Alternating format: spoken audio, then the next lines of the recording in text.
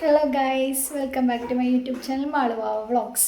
അപ്പോൾ ഇന്ന് നമ്മൾ എന്താ പറയുക, പ്രത്യേകിച്ച് ഒരു കണ്ടൻറ്റൊന്നും ഇല്ലാണ്ടല്ലേ വീഡിയോസ് ഇടാറ്. അപ്പോൾ ഇന്ന് ഒരു കുക്കിംഗ് വീഡിയോ ആയാലോ. പിന്നെ ഒരു മുട്ട അവിയൽ ഉണ്ടാക്കുന്നൊരു വീഡിയോ ആണ് കേട്ടോ. ഞാൻ ആദ്യമായിട്ടാണ് ഉണ്ടാക്കി നോക്കുന്നത്. ഇതിൻ്റെ സംഭവമൊന്നും എനിക്കറിയില്ല. ഇന്നലെ ലൈവിൽ വന്നിട്ട് സുകന്യ പറഞ്ഞതാണ് കേട്ടോ, മുട്ട എന്താ കറി എന്ന് ചോദിച്ചപ്പോൾ മുട്ട അവിയലാണെന്ന് പറഞ്ഞു കേട്ടോ. അപ്പോൾ ഞാൻ മുട്ട അവിയലോ, അങ്ങനെ മുട്ടയും കൊണ്ട് അവിയലൊക്കെ വെക്കാൻ പറ്റുമോ എന്ന് ചോദിച്ചു. അപ്പോൾ സുകന്യ എനിക്ക് പറഞ്ഞു തന്നതാണ് കേട്ടോ മുട്ട അവിയൽ ഉണ്ടാക്കുന്ന വിധം. പിന്നെ ഇന്ന് ഞാൻ യൂട്യൂബിലും കൂടി ഒന്ന് അടിച്ച് നോക്കിയത് എങ്ങനെ ഉണ്ടാക്കുന്ന വിധം. അവൾ ഇന്നലെ പറഞ്ഞു തന്ന ഇൻഗ്രീഡിയൻസ് ഒക്കെ അയച്ചു തന്നിട്ടുണ്ടായിരുന്നു. പക്ഷേ ഞാൻ കൂടുതൽ എളുപ്പമാകാൻ വേണ്ടിയിട്ട് യൂട്യൂബിലും കൂടി അടിച്ച് നോക്കിയിട്ടുണ്ടായിരുന്നു. അപ്പോൾ ഇന്ന് നമുക്ക് മുട്ട അവിയലും പിന്നെ ഒരു മാങ്ങ പച്ചടിയും കൂടിയാണ് ഉണ്ടാക്കുന്നത് കേട്ടോ. അപ്പോൾ നമുക്ക് ഉണ്ടാക്കിയാലോ. ഇപ്പം നമ്മുടെ മുട്ട അവിയലിനുള്ള സാധനങ്ങളൊക്കെ റെഡിയാക്കി വെച്ചിട്ടുണ്ട് കേട്ടോ. ഞാൻ 5 കോഴിമുട്ടയാണ് എടുത്തേക്കണത്. പിന്നെ ഒരു 3 ഉരുളക്കിഴങ്ങും ഒരു സവോളയും, പിന്നെ കുറച്ച് തേങ്ങ, ചെറിയ ഉള്ളി, ജീരകം, കരിവേപ്പില, പച്ചമുളക്. അപ്പോൾ ഇത്രയാണ് കേട്ടോ നമ്മുടെ മുട്ട അവിയലിന് വേണ്ട സാധനങ്ങൾ. അപ്പോൾ നമുക്ക് ആദ്യം സവോളയും ഉരുളക്കിഴങ്ങും കൂടി വേവിക്കാൻ വയ്ക്കാം. കഷ്ണങ്ങൾ നമ്മൾ ഇട്ട് കൊടുത്തിട്ടുണ്ട്. ഇനി അതിലേക്ക് 1 ഗ്ലാസ് വെള്ളം ഒഴിച്ച് കൊടുക്കാം കേട്ടോ. കുറച്ച് ഉപ്പ്,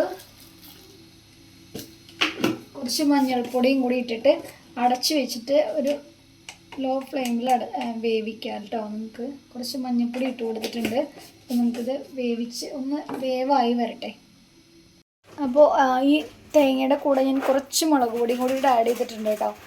ഒന്ന് എരിവിന് വേണ്ടിയിട്ട് കുറച്ച് മുളക് പൊടി, പിന്നെ ഒരു തക്കാളിയും കൂടി. ചില ആൾക്കാർ തക്കാളി ചേർക്കുന്നുണ്ട്. തക്കാളി ചേർത്താൽ ഒരു ചെറിയൊരു പുളിരസമൊക്കെ കിട്ടും. ചില ആൾക്കാർ തൈര് ചേർക്കുന്നുണ്ട്. അപ്പം ഞാൻ ഒരു തക്കാളിയും കൂടി ചേർക്കുന്നുണ്ട് കേട്ടോ.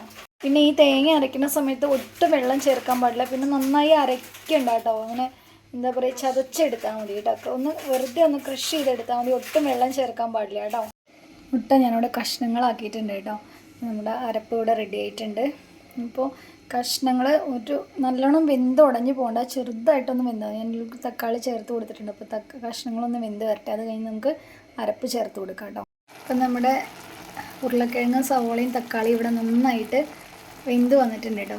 ഇനി നമുക്കിതിലേക്ക് അരപ്പ് ചേർത്ത് കൊടുക്കാം. അപ്പോൾ നമ്മളിതിലേക്ക് അരപ്പ് ചേർത്ത് കൊടുത്തിട്ടുണ്ട്. ഇനി അത് ഉടയാത്ത രീതിയിൽ നന്നായിട്ടൊന്ന് മിക്സ് ചെയ്ത് കൊടുക്കാം കേട്ടോ. അപ്പോൾ നമ്മുടെ മിക്സ് നന്നായിട്ട് ചേർത്ത് ഇളക്കി കൊടുത്തിട്ടുണ്ട്. ഇനി ഇതിലേക്ക് മുട്ട ആഡ് ചെയ്ത് കൊടുക്കാം. അപ്പോൾ ഇതിലേക്ക് മുട്ട ആഡ് ചെയ്ത് കൊടുത്തിട്ടുണ്ട്. ഈ മുട്ട ഞാൻ നടുവിലൊരു കുഴി പോലെ എടുത്തിട്ടാണ് കേട്ടോ ആഡ് ചെയ്ത് കൊടുത്തേക്കുന്നത്. ഇനി നമുക്ക് ഈ ഉരുളക്കിഴങ്ങൊക്കെ അതിൻ്റെ സൈഡിലേക്ക് ഈ മുട്ടയുടെ ഉണ്ണിയൊന്നും പോവാത്ത വിധത്തിൽ പതുക്കെ മിക്സ് ചെയ്ത് കൊടുക്കാം കേട്ടോ. അപ്പോൾ ഞാൻ അതൊക്കെ നന്നായി മിക്സ് ചെയ്ത് കൊടുത്തിട്ടുണ്ട്. ഇനി ഇതിലേക്ക് കുറച്ച് പച്ച വെളിച്ചെണ്ണ ഒഴിച്ച് കരിവേപ്പില ഇട്ടാൽ നമ്മുടെ മുട്ട അവിയൽ ഇവിടെ സെറ്റായിട്ടുണ്ട് കേട്ടോ. എങ്ങനെയുണ്ട് ടേസ്റ്റ് എന്നൊന്നും എനിക്കറിയില്ല. എന്തായാലും ഞാൻ ഇന്നലെ കേട്ടപ്പോൾ അതെനിക്ക് ഉണ്ടാക്കി നോക്കണം. പിന്നെ മുട്ട എനിക്ക് ഇഷ്ടമാണ്, മുട്ട ഇഷ്ടമാണ്. അപ്പോൾ പിന്നെ അവിയലിൽ എനിക്ക് സാധാ അവിയലിൽ കുറേ കഷ്ണങ്ങളൊന്നും എനിക്ക് ഇഷ്ടമല്ല. അതുകൊണ്ട് ഞാൻ അവിയൽ അങ്ങനെ വെക്കാറില്ല കേട്ടോ. ഇതൊരു വെറൈറ്റി വിഭവമായിട്ട് തോന്നി. അപ്പോൾ ഇനി നമുക്ക് ഇതിലേക്ക് കുറച്ച് പച്ച വെളിച്ചെണ്ണ ഒഴിച്ചു കൊടുക്കാം.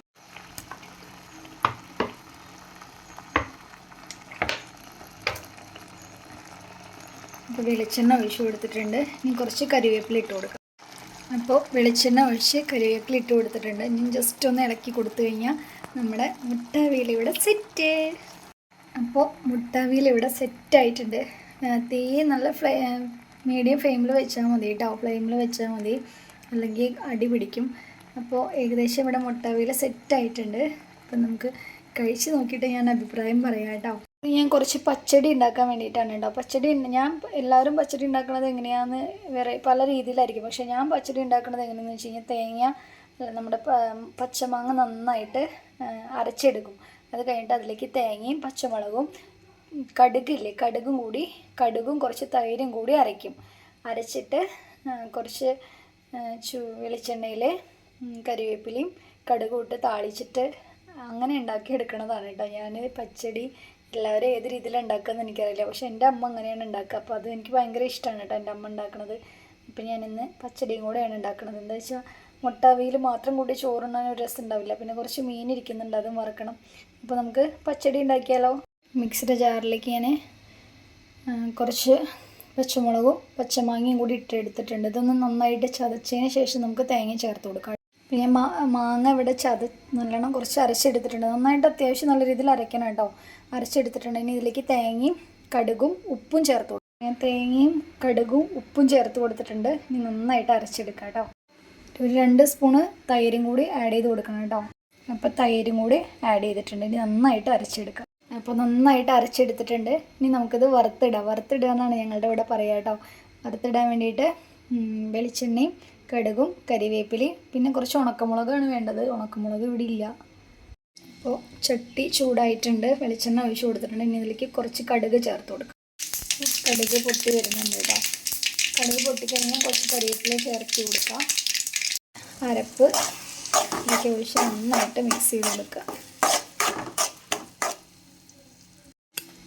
അപ്പം നമ്മുടെ തേങ്ങാ പച്ചടി, ഞാൻ ഉണ്ടാക്കുന്ന പച്ചടി ഇങ്ങനെയാണ് കേട്ടോ. നിങ്ങൾ ഉണ്ടാക്കുന്നത് എങ്ങനെയാണെന്ന് എനിക്കറിയില്ല. പക്ഷെ ഞാൻ പച്ചടി ഉണ്ടാക്കുക ഇങ്ങനെയാണ്.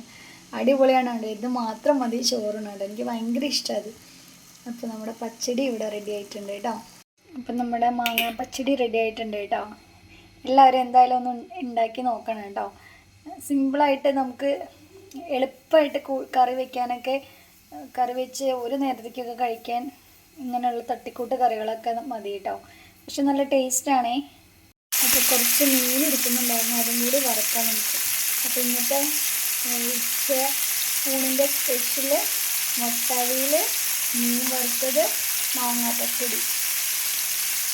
നമ്മുടെ മുട്ടവിയിലും മാങ്ങാപ്പച്ചടിയും ഫിഷ് ഫ്രൈ ഒക്കെ ഇവിടെ റെഡി ആയിട്ടുണ്ട് കേട്ടോ. അപ്പോൾ എല്ലാവരും എന്തായാലും മസ്റ്റായിട്ടൊന്ന് ഉണ്ടാക്കി നോക്കണം. ടേസ്റ്റ് ഉണ്ടോ എന്ന് ഞാൻ കഴിച്ച് നോക്കിയിട്ടില്ല. കഴിച്ച് നോക്കിയിട്ട് ഞാൻ ലൈവ് ചെയ്യുന്ന സമയത്ത് ടേസ്റ്റ് ഉണ്ടോ എന്ന് പറയാം കേട്ടോ.